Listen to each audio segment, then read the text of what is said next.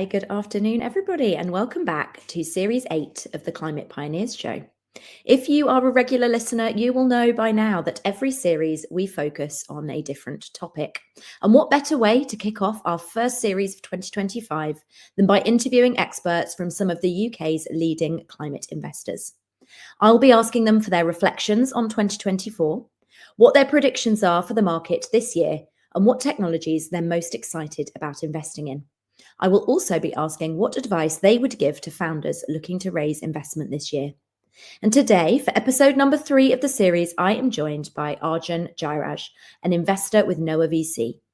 Noah is Europe's largest tech fund dedicated to transforming the built world. They invest in pioneering founders and breakthrough technologies that will decarbonise the entire spectrum of the built environment, from new materials, design and architecture, engineering and construction, through to building operations, electrification and resiliency. Arjun, thank you so much for joining me today. Thanks for having me, Sherry. It's good to be back. My pleasure. Yes, this is not your first rodeo on the Climate Pioneers Show, is it? No, well, thank you so much for coming back. It can't have been that bad the first time, right? Yeah. So tell us a little bit more about Noah Sure. VC. I've given an I think you did a great job in introducing us, a better job than I do most of the time anyway. As you said, we invest broadly across what we define as the built environment and more particularly what we're calling humanity's OS, operating system. And we think the built environment encompasses all the things that are around us, from the homes we live in, the buildings and roads that connect us, and those invisible sort of structures that power all these things that we take for granted, from data centers to warehouses. And so we think that not only is this essential to pretty much everything that we do and take for granted, but also the built environment reflects so much more in its aesthetic values, the cultural values of the societies that build and operate it. And so we are backing all sorts of companies that are tackling at their core, decarbonizing the construction, management, and operations of these buildings and infrastructure, which collectively account for about 40% of global greenhouse gas emissions, all the way from their construction through the end of life. And we see significant opportunities in the various verticals across that life cycle. That's us in a nutshell. Amazing. And I love that phrase, humanity OS. I think that's fantastic. I wish I could say I coined it, but yeah, we. It's great. And what stage are you primarily investing in, and what geographies are you investing in as well? Yeah, we primarily focus on Europe, but also do a considerable number of investments in North America. And we typically look at companies between seed and Series B. I know that's a broad range. So I think what we try to look for in the earlier stage companies is some form of early proof of concept, MVP, or product market fit. But we can go all the way up to companies that are pretty scaled already and operating in multiple markets. Yeah. And does it tend to be, I guess my assumption of the built environment space is that it would tend to be quite deep tech and hardware heavy, or is that not the case? Not always. I think we have an interesting view on that. We think that there's this sector or the set of industries that make up the built environment in many ways has been pretty antiquated in the way it's approached a lot of things.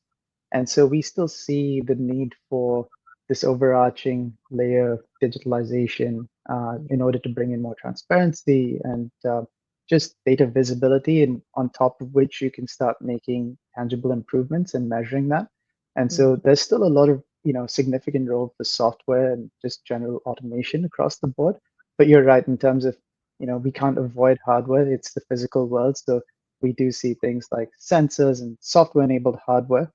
I think where we sort of draw the line is with there's a difference between existing technology and hardware solutions that can be readily packaged and distributed for these things. And then there's a suite of, I guess, products and technologies that are still quite nascent, new forms of battery chemistry, new cement and materials.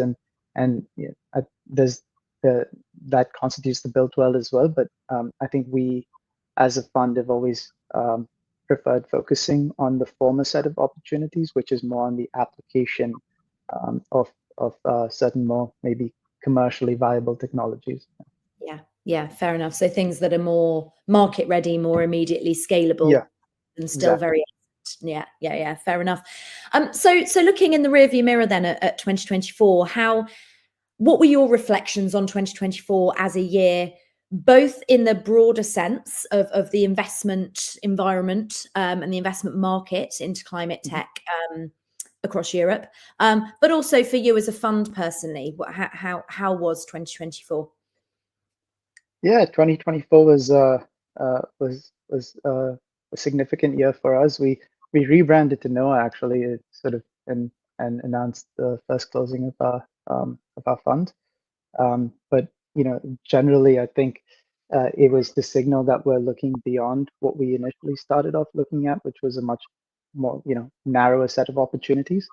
And given that, I think we saw 2024 as being pretty transformational for a lot of what we've been looking at in the market. I know that there's been, and I'll maybe talk about the market a little bit later, but we had spent a lot of time looking at certain industries. So the grid has always been sort of top of mind for us because we've been looking at electrification and the retrofit of existing buildings. So we had made some early investments in companies that were transforming both on the customer side, enabling a more seamless transition to electrification of their homes.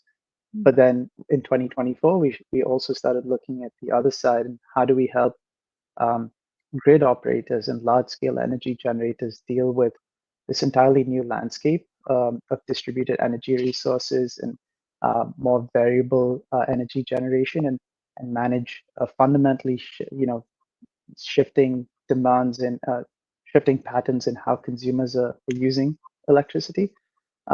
And one of our portfolio companies, a Splight, which we invested in last year, is sort of providing this real-time digital twin layer for grid operators and power generators to both make better use of existing infrastructure, so reducing the amount of renewable energy that we curtail, bringing more of it on live and online, so reducing that interconnection queue, and generally helping grids to support and increase the amount of renewables, while at the same time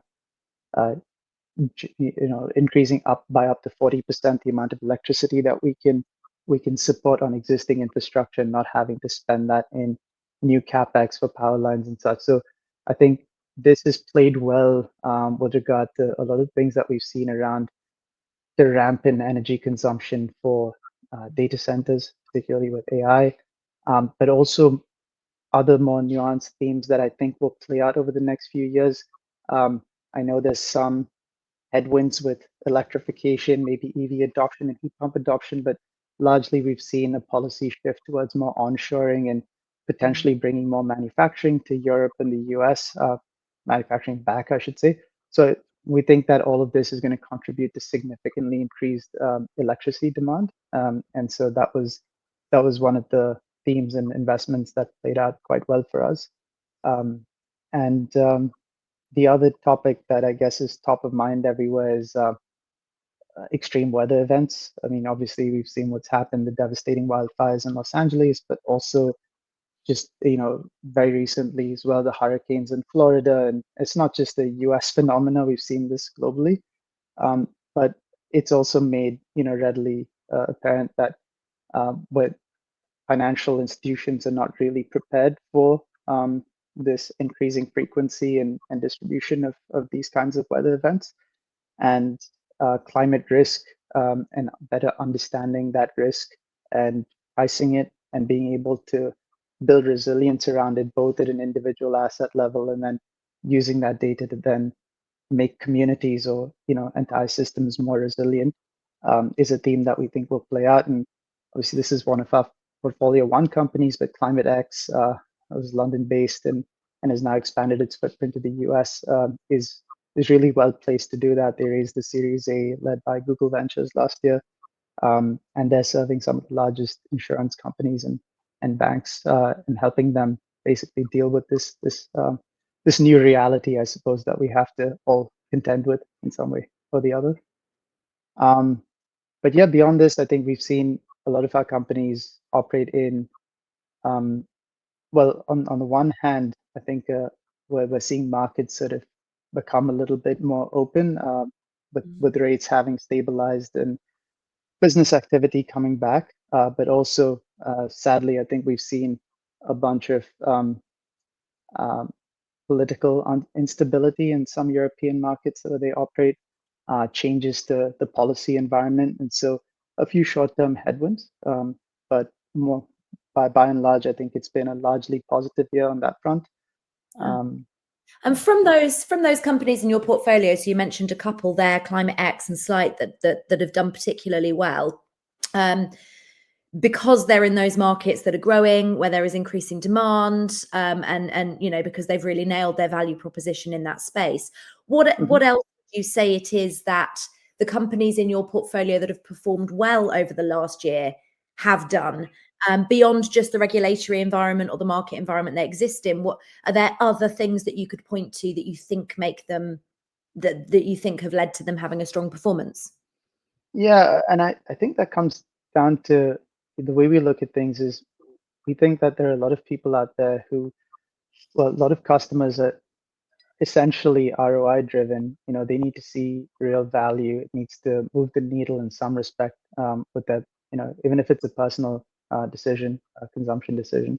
And so we've always invested in solutions or companies that are, addressing what we see as mission critical or must have problems.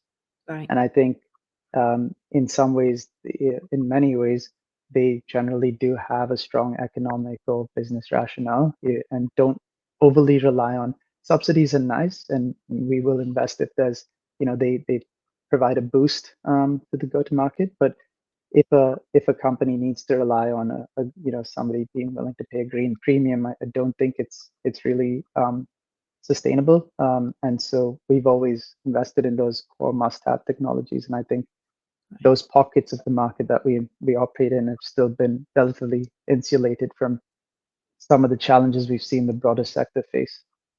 Yeah. Fair enough. So those technologies that are mission critical, where they are delivering against a real pain point for a customer and actually having some impact, adding some value, and that's clear. Absolutely. Yeah. Yeah. And I should say, I'm sorry, but with view to the ecosystem as a whole, Built World venture funding. My colleague Katrina has prepared a state of the Built World tech report, which we released a few weeks ago, and there's a webinar next week. I'm using this as a shameless plug, but if anyone wants to go in on the details as to how the Built World performed with respect to other venture classes, and just generally how London and Europe have performed against other markets, I think we've done a detailed assessment. Oh, amazing. Yeah, brilliant. We'll share the links to both that upcoming webinar and to the publication on all the comms that go out.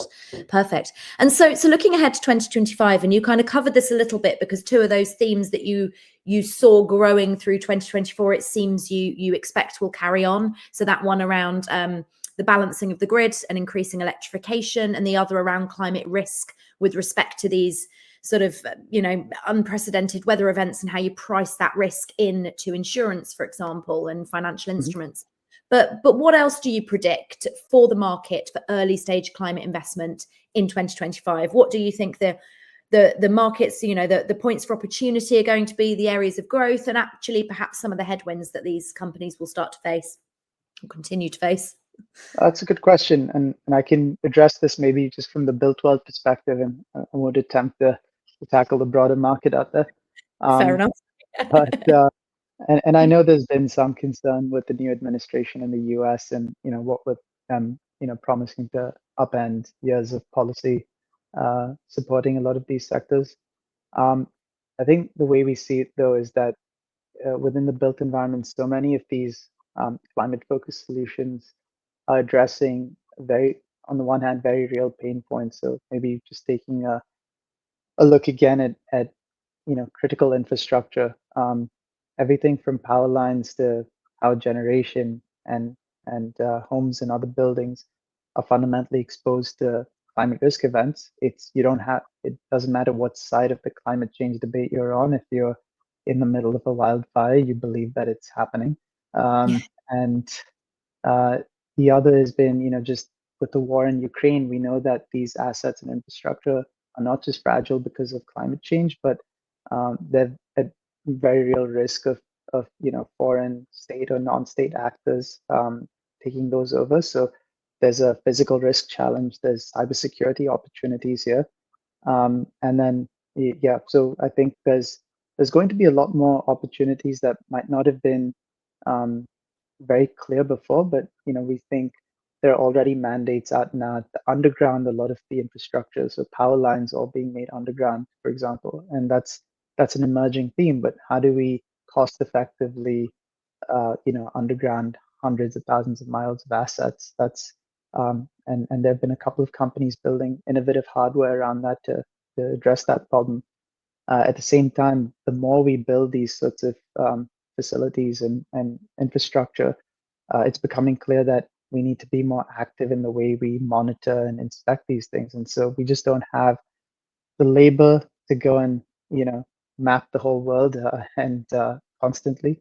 And so we think that robotics and remote sensing have a huge role to play. Robotics in particular has been exciting, and I think it's a great time for frontline robotics. You have off the cost components having over halved in value over the last 10 years. And for the first time, you have robots that, like for like, performing as in some cases better than human labor would, and are now becoming very affordable for a range of activities. And these are tasks that nobody really wants to do. And a large scale utility solar farm might be in the middle of somewhere in the Midwest of the U.S. and nobody really wants to be there 365 days a year. And so it's the perfect job for a robot. And so we think you can sort of shift a lot of these things from a reactive based approach. And that's important because some of the wildfires, I think, were there are some lawsuits in the US where some concerns around utility infrastructure having maybe triggered some of those wildfires. And so if you're in a position to now be able to proactively manage and monitor those things. So we think that whole inspection and monitoring layer is a really interesting one for drones and robots. Yeah. Um, and I guess the last piece of the puzzle is it shouldn't, for a lot of these sectors, matter. Yes, there are short-term obstacles with policy change. If the EV tax credits get pulled out, or there are no more solar investment tax credits, um, for some sectors or opportunities where these are still, not as commercially mature, it might make a difference. But we think within these, pockets like EVs or rooftop solar, it really shouldn't have an impact. I think Elon Musk yesterday at the Tesla earnings announcement said that every American homeowner should get rooftop solar, and it's starting to become a decision that makes sense on so many levels, whether prevent you from being exposed to volatile energy prices, or make sure that you're resilient in the face of a grid blackout event. And the cost has come down significantly. So I think a 30% subsidy is not going to be a make or break decision.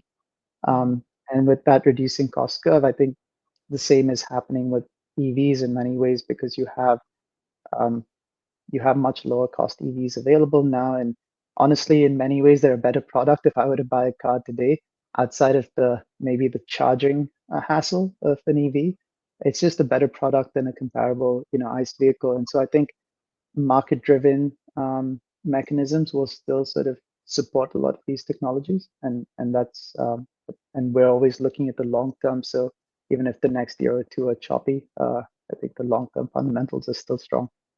Yeah, fascinating. I love that. And I think you're right, in that sort of broader theme of whatever side of the debate you're on around climate change. And looking particularly at the new administration there are other drivers, as you said, beyond just that, for why these new technologies would be adopted, around risk, around resiliency, and because they're more, higher quality products and more cost competitive in a lot of cases, right? Mhm. Yeah, absolutely. And for you as a fund particularly, what's important to you when making investments this year. So beyond, the market opportunity, which is, it is obvious, Yeah. what else do you look for in teams and in startups when you're looking to make investments? Yeah, I think for us, founding teams always come first. So we look for teams that display a combination of different qualities, just clarity of vision, resilience and grit, because it's not always a straightforward path getting to that end state. Mm.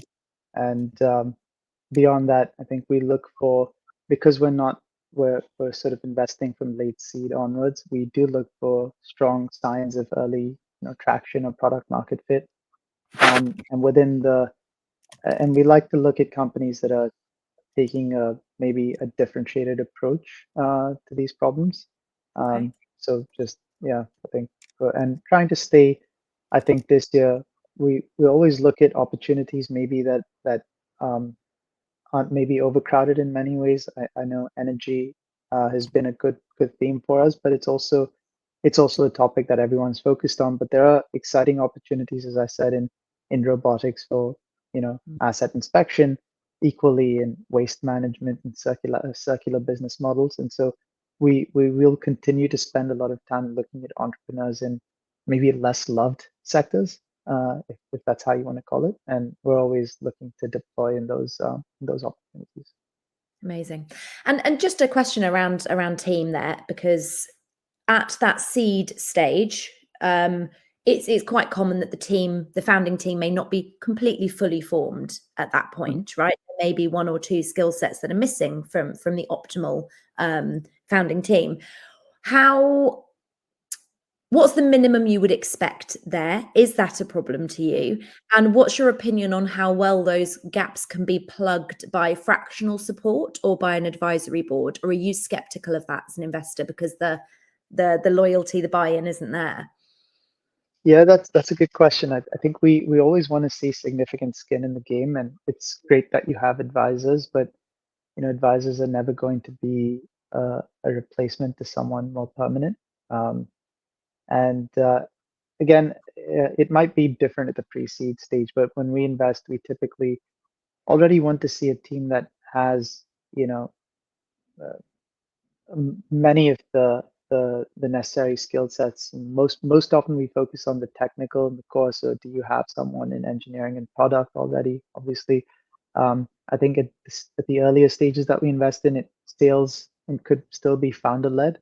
Mm, But we expect that as having demonstrated the initial proof of a repeatable GTM, mm, at this point we invest in that team will then start to expand and bring in um, these key hires.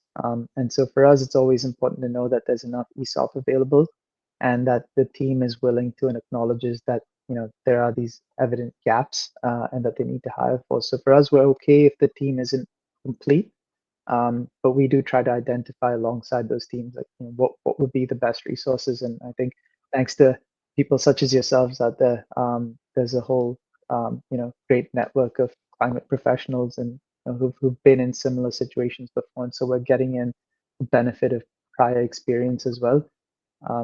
And so yeah, I think we think it's always critical to think about where your gaps are and how and when we need to fill those. Both important. absolutely, absolutely. Perfect. And what advice would you have for any founders out there that are looking to raise this year? If somebody was kind of at that, I don't know, late seed A phase, and they thought they could, potentially approach you this year, what would you advise they need to have thought about in advance prior to coming to you? Perhaps have started to prepare. What do you want to see?